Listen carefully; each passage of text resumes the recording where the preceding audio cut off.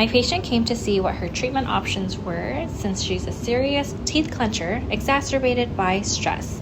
We decided to treat her masseters with Botox to reduce the intensity of her subconscious teeth clenching and grinding.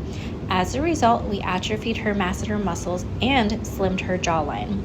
We decided to take a step further to feminize her jawline by creating length to her lower face. This helped to balance the lower part of her face with the top 2/3. These results here are seen 3 months after initial injections.